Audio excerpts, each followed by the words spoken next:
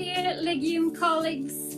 My name is Anna Henning Moberg, and this is Torsåker Farm. We are located 30 kilometers north of Stockholm, and this is Axfoundation's test farm and development center for future sustainable food production. When we started the Torsåker project in 2017, we wanted to find an alternative to the most used meat in Sweden, minced meat from beef and pork. As you probably know, we love our meatballs and tacos here.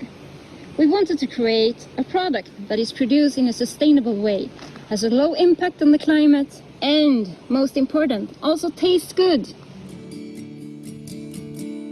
So welcome into our test kitchen.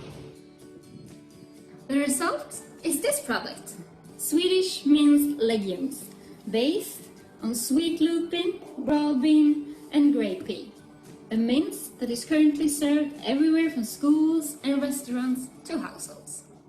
Before we started, we gathered stakeholders from the food chain for a workshop here at the farm. There were retailers, chefs, farmers, and researchers to discuss which crops may be best suited. Then we started growing them here in the farm to find out their sensory and nutritional properties in order to create an attractive product.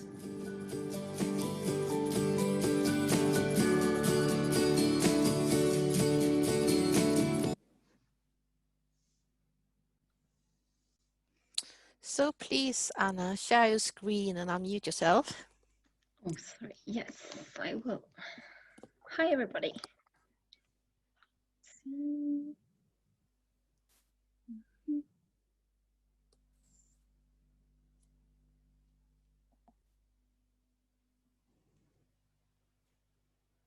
You see it? Yes. Okay. So since the organization I work for is different from the other speakers today, I thought I would tell you a little bit about Axfoundation first. We are an independent, non-profit sustainability organization that has existed since 1993, and we operate under 4 programs. And we see ourselves as more of a do tank than a think tank. These are the 4 programs that we operate under. At first, Future Food, where I work here at the farm. The second one is Sustainable Production and Consumption. Third one is Circular Economy. And at last, Inclusive Societies. Under the program Future Food, we use 3 focus areas to address the problem. The protein shift, efficient use of resources, and sustainable farming and aquaculture methods. And the farm is a test farm and development center. And our ambition with Torsåker is it to be a catalyst that contributes to the development of the sustainable future Swedish production, innovation, knowledge sharing, product development, and consumption of sustainable food. Torsåker consists of fields, forests, meadows, gardens, and a restaurant kitchen, which gives us the ability to grow, raise, breed, and develop new methods, new food products, and new meals together with others. And this merging of different skills is necessary to make tomorrow's products both better and tastier. We want Torsåker to be a place where sustainability, nutritional content, and taste overlap and amplify each other. Our projects should be in the intersection between research and practice. Sustainability always comes first for us, but we also always make sure to include nutritional content as an important parameter. Good food is becoming more and more a class issue, which we must change. And last but not least, the taste, of course. In the future, we may have to, but right now, there are few people who want to eat food that does not taste good, no matter how sustainable it is. Our projects are always based on a practical sustainability challenge. When we have defined it in our own working group, we gather stakeholders from across the food chain in question to discuss the issue together and then take joint action. You may think that this is obvious, but it's actually very rare that, for example, primary producers meet market participants. What happens when everyone meets is that you stop blaming the problem on those who come before or after you in the chain. Instead, everyone begins to take responsibility and find a will to contribute to the solution. Therefore, primary producers, researchers, food processors, chefs, and entrepreneurs come together in our projects here at Torsåker to jointly find the solutions to complex problems. Today we work with about 10 projects within our program area Future Food, and here are our 4 examples. Our projects are bigger than we are because we run them together with other organizations. And we have an informal motto here, that is, our food should not eat our food. Not least, as you said, Åsa, because over 70% of all arable land is used for animal feed. And this is the idea behind the project, 5 tons of green fish in a counter that we operate together with you guys at the SLU. Farmed fish is often fed cereal, soy, and wild-caught fish, and we want to test substitution of general feed with insects that we eat in organic waste, such as peel, core, and bread waste.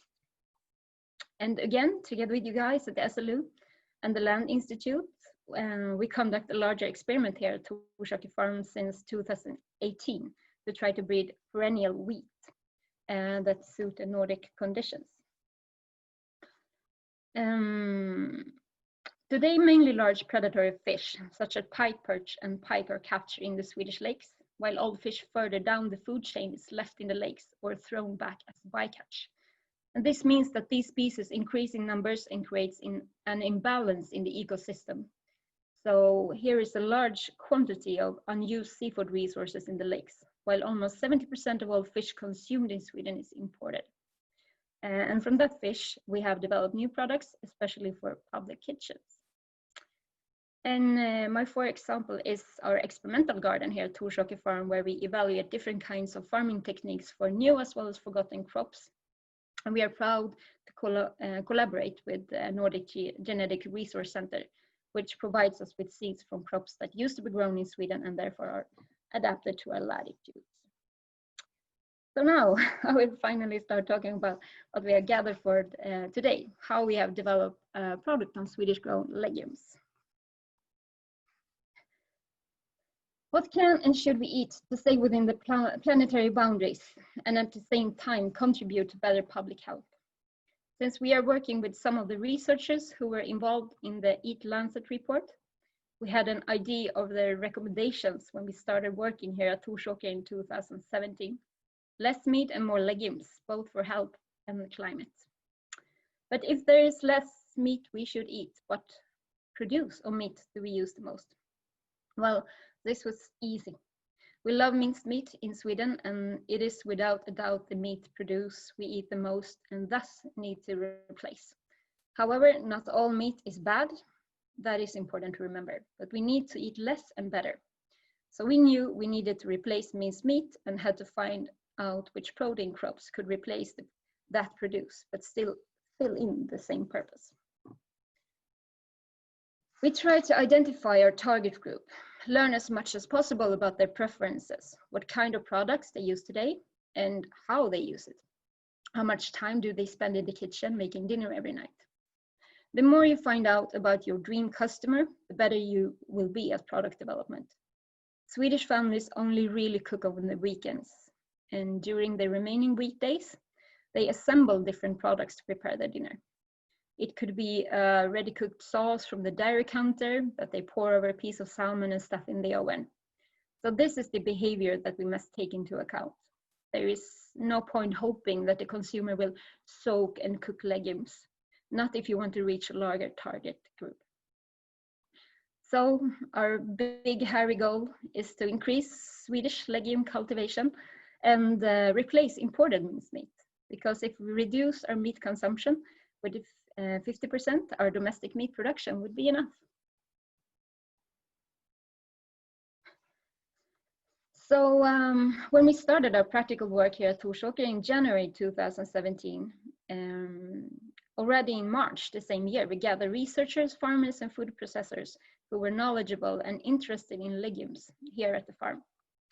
And after that, we decided to grow sweet lupin because it was the most similar to soy and a crop that we import a huge amount of every year here in Sweden.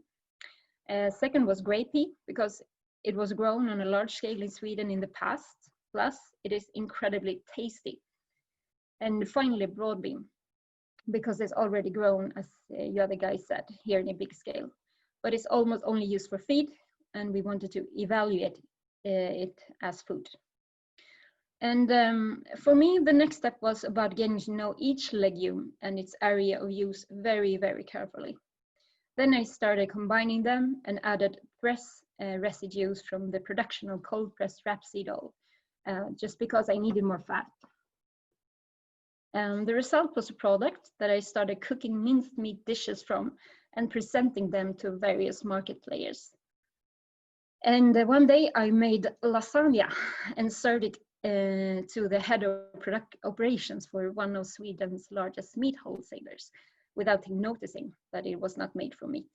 And then I understood that we had a product that was worth investing in.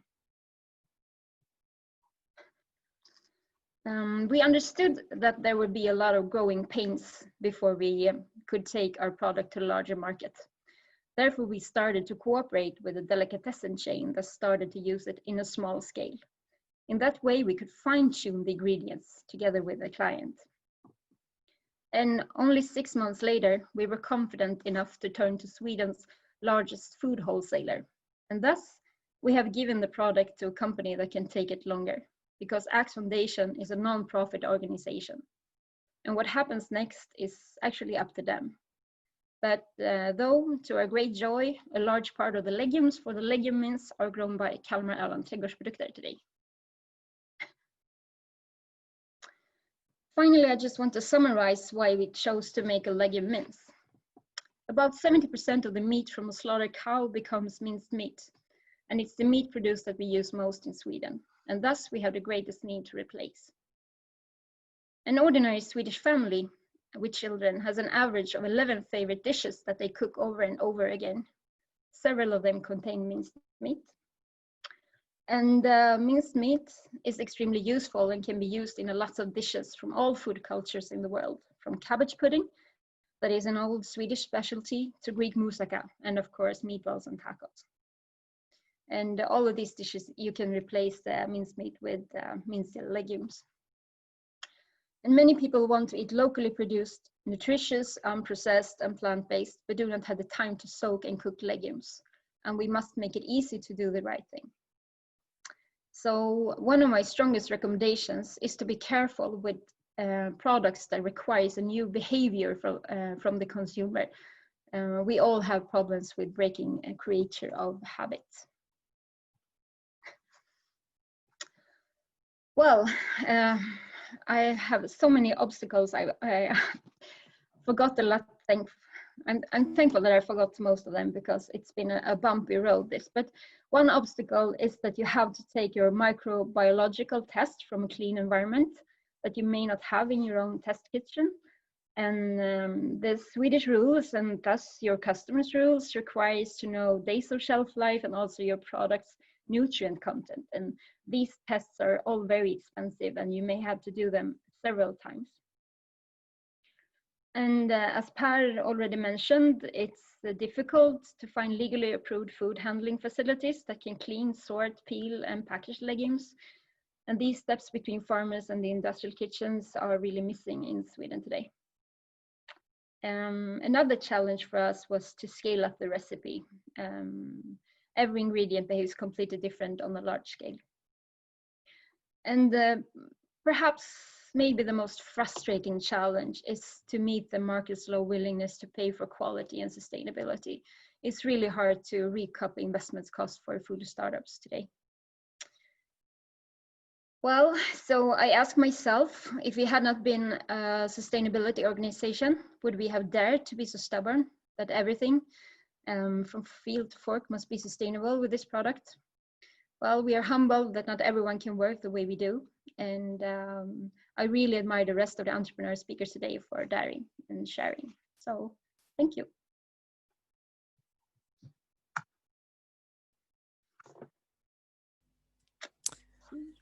So thank you very much, Anna. Thank you. Very interesting. Any questions for Anna? I can see one. Yeah, there is one in the chat. Well, we, of course, attend to seminars and conferences abroad, especially with you guys in the Baltic countries, because you are experts on pulses and get a lot of inspiration. But I would not say that we cooperate. It's more we have discussions and talk to colleagues in the other Nordic countries. But I'd love to.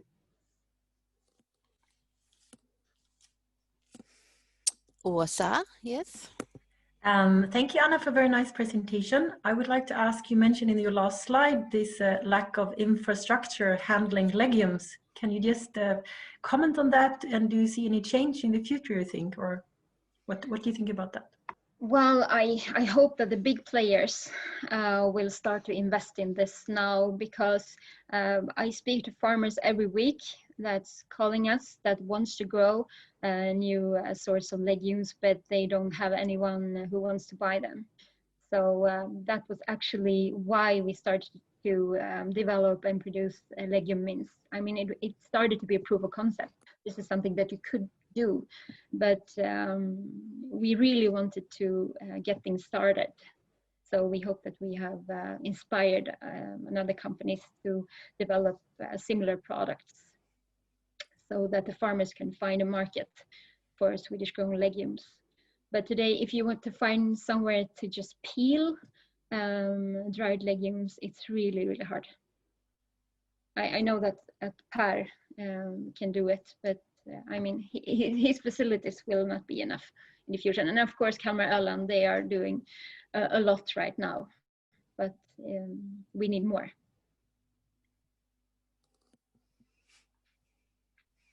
Any more questions for Anna?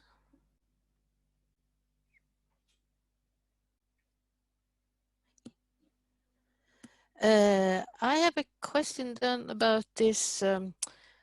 When you talked about Torsåker in the beginning, you talked about a lot of different projects that are ongoing. So who is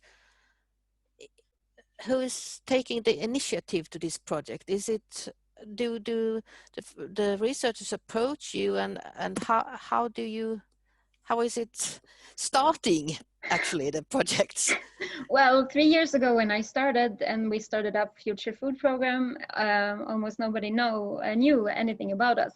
But now it has been in the past, it's been our initiatives. But now it's more frequently researchers contacting us, and I'm so happy about that. It's amazing, because we love to cooperate with you guys. Yeah. And are you then putting them in contact with others within the area? Or? Yeah. Okay. I have a friend, Lina Gordon, at the Stockholm Resilience Center. She calls me the Tinder for researchers. Okay. Yeah, the matchmaking, because that's absolutely what we do, because we have contact with all the stakeholders in the food chain. So absolutely, that's what we do. Okay, any more questions for Anna? I saw one in the chat, I think. Yeah, there is one. Let's see. Did you mince develop a mix of legumes? I mix. I have a mix of legumes in the minced legumes. Absolutely, because they're totally different. As I said, I use the sweet lupin because of its high protein content, and I use broad bean or fava bean because of its umami tasting skills. It's really have this body that contributes to the mixture. And I use the grapey because it's so nutty and flavorous. So as I said, I started out with each one of them to really get to know them. So they're all soaked differently. They are all steamed differently before we mixture them. So absolutely, I mix them. Is there time for one more question, Helena? Yes, there is. I was thinking of this mixing. I guess it's more a challenge to mix different crops like this, both from the technical point of view, but and I guess, is it also from a regulation point of view as a food producer to mix different crops?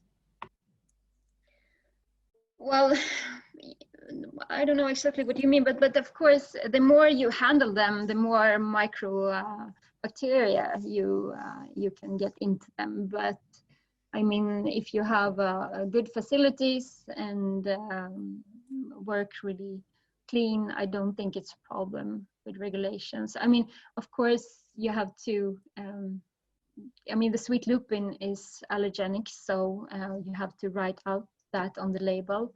But I'm really interested in that crop, so I didn't want to put it out because I think it's one of the most interesting crops to work with.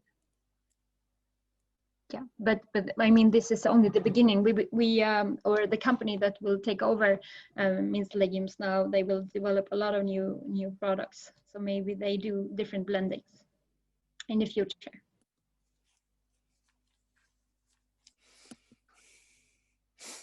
Okay, thank you. Thank you so much. Then we were supposed to listen to Pia now from Swedish Temptations, but I cannot really see her among the participants. Have you heard anything from her, Gun? Yes, we have sent an email to each other, and she said she will connect in time. And I have also sent a link to her, but I can't see her either. So maybe we will change a little bit. Yeah, so Anneli, are you ready then to present your... no, there she is. Sorry, there is Pia. Yeah, okay, very good. Just in time. Then, okay, then you have to wait a little bit, Anneli. I think that's okay, yes. So then we will hear about product Berta, and please, Gun, can you start